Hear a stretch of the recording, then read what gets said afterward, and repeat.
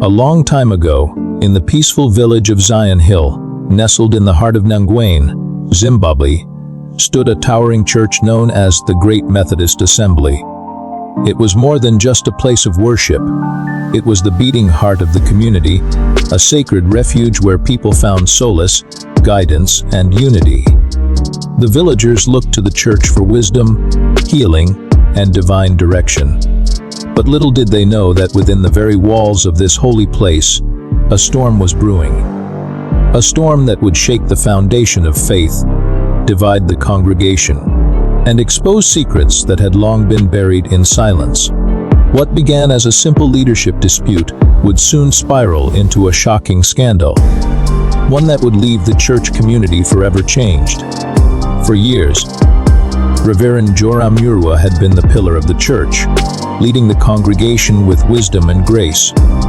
He had risen through the ranks, gaining the respect and admiration of thousands across Zimbabwe. Many saw him as a man chosen by God himself, a leader whose words could inspire, whose presence commanded attention, and whose leadership brought stability to the church. But like all leaders, his time had come to an end. After serving as the presiding bishop for many years, he stepped down, making way for new leadership. His successor, Reverend Nyandoro, was younger but equally determined to guide the church forward. Though many welcomed this new era, others longed for the days of Murewa's leadership, believing that his wisdom and experience were unmatched. As time passed, whispers began circulating through the church halls. At first, they were nothing more than quiet murmurs among elders, but soon they became loud proclamations in the streets. Reverend Murewa is coming back. A powerful faction within the church had begun plotting his comeback. They believed Nyandoro was not fit to lead, and that Murewa's reign had been one of glory and righteousness. They wanted their leader back, and they were willing to fight for it. But not everyone was happy about this. Behind closed doors, a battle was brewing. Reverend Nyandoro and his supporters were prepared to resist, determined to keep Murewa from reclaiming power.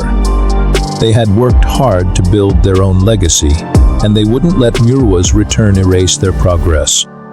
Then, just as tensions reached their peak, something far more shocking emerged, something that would change everything. As the church prepared for the elective conference, where the battle for leadership would be decided, an unexpected revelation sent shockwaves through the congregation. A woman named Martha stepped forward, standing before the church elders, her voice shaking with emotion as she spoke words that left everyone in stunned silence. "I have a son, and the father is none other than Reverend Joram Murewa." A collective gasp filled the air. The church fell into complete silence, as if the very walls were trying to process the weight of what had just been said.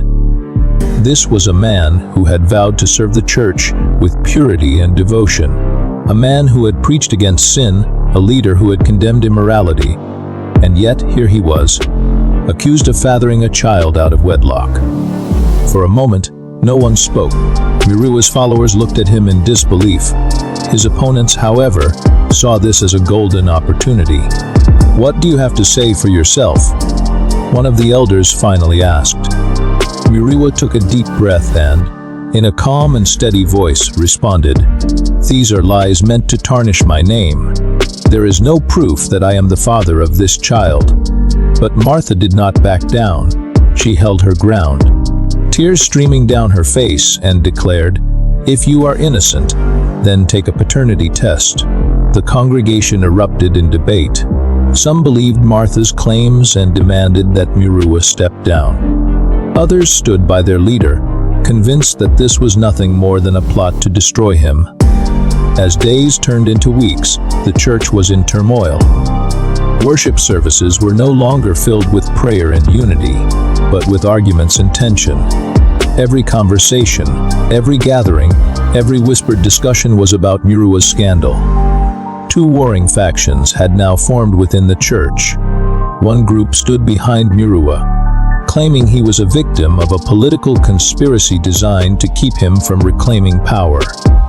They argued that the accusations were fabricated by Reverend Nyandoro's camp to ensure he remained in control.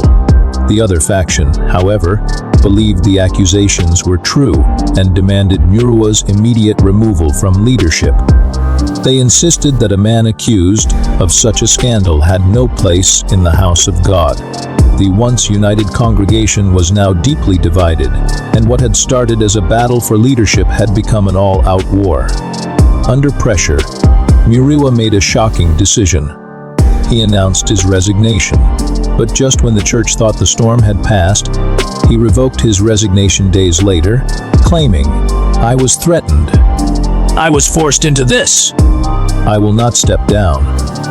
This declaration sent shockwaves through the congregation. How could a man resign one day and then refuse to step down the next? His actions only deepened the crisis, making it clear that this was not just about morality.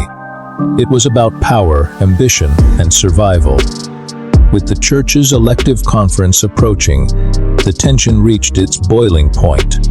The fate of Joram Murewa hung in the balance. Would he take the paternity test and prove his innocence? Or would the truth finally come out, destroying his legacy forever? The congregation, once united in faith, now stood divided in uncertainty.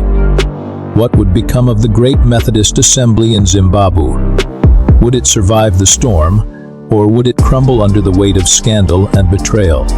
This story of the Methodist Church scandal is one of power, betrayal, and faith. But it also raises important questions. Should Reverend Murewa have taken the test to prove his innocence? Was this truly about morality, or was it just a political battle within the church? And most importantly, can a divided church ever truly heal? We want to hear your thoughts.